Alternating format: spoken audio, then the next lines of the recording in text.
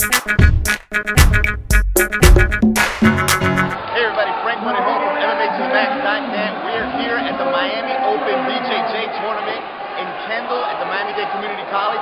We're here to promote Bad Blood 4, November 18th at the Bank United. It is going to be a hell of a card. Make sure you're out there. But we're here to promote this, so let's go find somebody. Let's go find the superstars of tomorrow. Let's go find those grapplers that will go to the show. Let's go check it out. Hey everyone, Frank Morejon from MMA to the Max. We're here live at the Miami Open, the BJJ tournament here in Kendall. We got the fortunate pleasure of meeting Mr. Dean Thomas. Dean, how are you? Man, I'm good. Awesome. I'm good as I've ever been, man. It's a pleasure to be chopping it up with you out here, man, at the Miami Open, man. This is an incredible tournament, man. There's so much good talent there. I just saw an incredible match between JT Torres and Tagarella. That was just a shootout back and forth, man, and I'm just excited to be here, man. Awesome. Well, you know, you've been in the game for a long time. You've been an experienced fighter. You've been in MMA, and you started grappling as well. Where did you first start at? What was your first style? Well, I first started off doing shoot fighting back with like the old Bart Bell stuff. Okay. Yeah. But, you know, I mean, that was a little incomplete, really. I mean, it was like, you know, you started from your feet, had some groundwork, had some stand-up stuff, some wrestling. So, like, the whole time I was, like, going to seminars.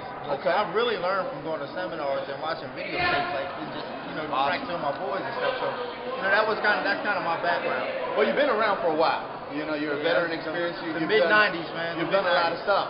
How do you see the tournaments nowadays, the fighting now, compared back to then when you first started? How would you compare the fighting now as today, back then? I think today, I mean, it's a lot more advanced as far as, like, you know, the lifestyle. I mean, these guys, I mean, you walk around in there and, like, you see 8-year-olds with cauliflower hair, and their parents are encouraging them to do this. I mean, it's more of a lifestyle, and it's kind of a generation, a whole jiu-jitsu generation.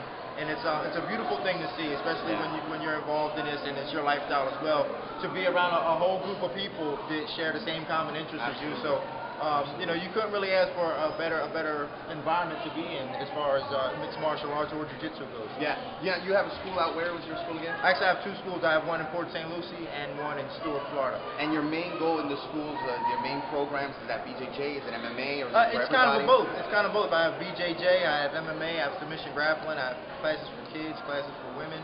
You know, I think I try to open the doors up to everybody. I think if a pregnant lady with one leg in a wheelchair came in, I'd have something for her. Hey, absolutely. That's the name of the game. Yeah, you know, you got to open your doors up to everybody. I mean, you know, martial arts has changed my life in tremendous ways. I mean, it gave me an opportunity to make a living doing what I love, and I just try to share it with everybody. Absolutely. Just try to share it. Absolutely. Now you went from the fighting world, now you're to the commentating world as well. You're doing the professional side of it as well.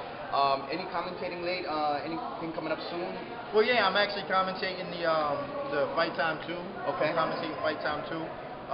You know, I'm also correspondent for the Next Great Fighter, so I'm working with them, and we do a lot of stuff, you know, in the mixed martial arts industry for them. Yep.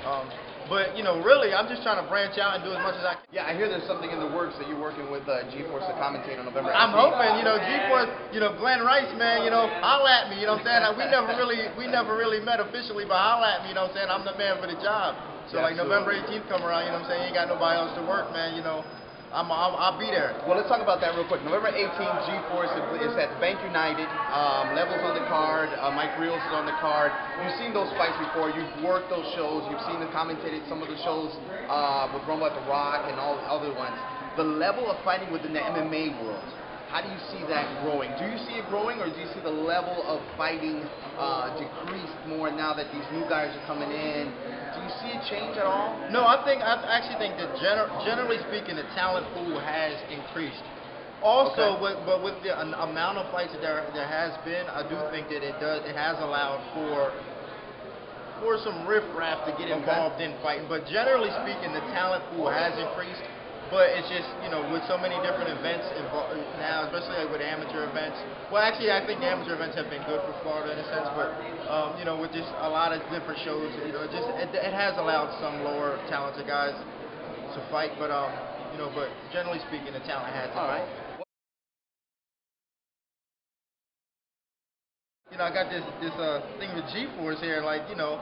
I see Level on there. I've always been a fan of Level, and I commentated one of his fights prior, and I love calling his fights. So I mean, you know. Yeah, let's talk about Level real quick, the fighter Level. You know, he's 4-0 right now. He's undefeated.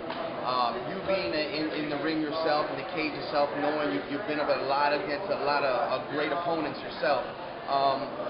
Level coming from the back streets, the streets in itself in Miami, now stepping into professional cage, again 4-0.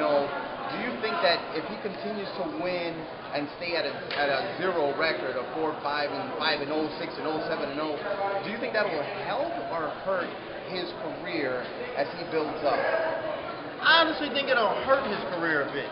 You know, being 4-5-0 is okay, but at some point he's going to need to take a loss and be able to be affected by that loss and grow from that loss. I saw Level's first fight. I thought he was a special athlete. I think he's got a lot of potential.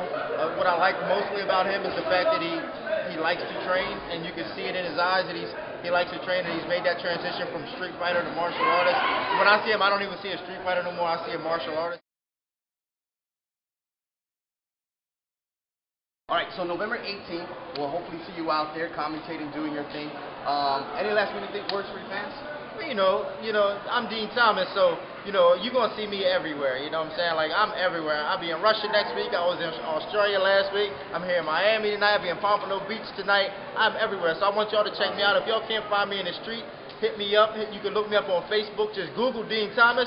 Also, you can check me out at ifight.tv or The Next Great Fighter, TNGF.com. Awesome. Well, Dean, it's always a pleasure to hanging out with you, brother. It's always an exciting time.